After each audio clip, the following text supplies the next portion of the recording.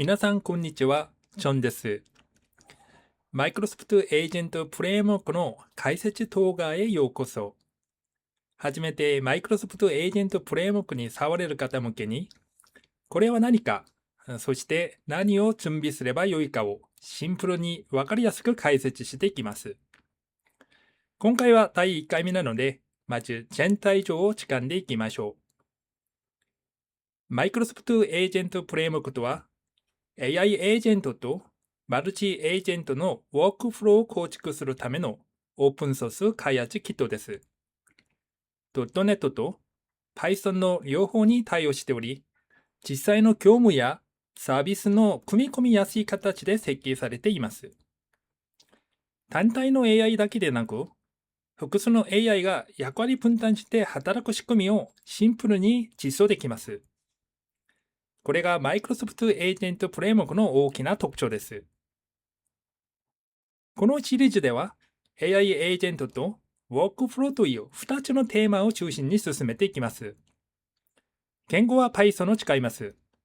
1本あたり5分以下の短い動画に分けて AI と共同する仕組みについて開発するプロセスを段階的に理解できる構成にしていきます。AI エージェントとはユーザーの入力を理解し、必要なツールを使い、結果を返す存在です。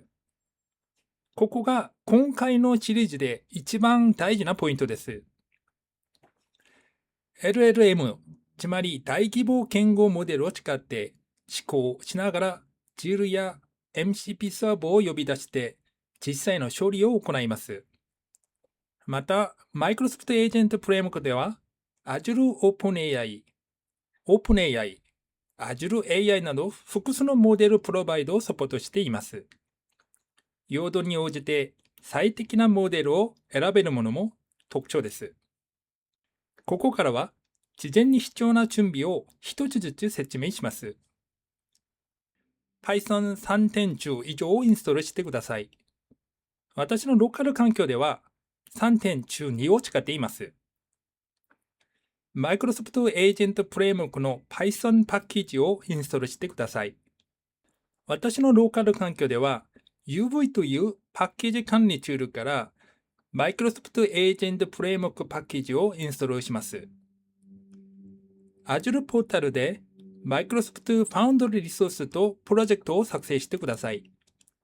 Microsoft Foundry は Azure OpenAI 含む AI 開発の管理ポータルです。作成が終わったら Foundry ポータルで Azure OpenAI モデルをデプロイしてください。私は GPT-4 Omni Azure OpenAI モデルをデプロイして使います。最後にエンドポイントとデプロイメントをメモしておきましょう。Microsoft Foundry リソースに対してロールを設定しましょう。コグニティブサービス OpenAI ユーザーまたはコントリビュートロールを付与してください。最後に Azure CLI をインストールしてログインしてください。もし複数のテナントとかサブスクリプションをお持ちの場合はオプションをつけたり選択画面が出たりします。これで Azure 認証を使った Microsoft Agent Framework の AI エージェント開発が可能になります。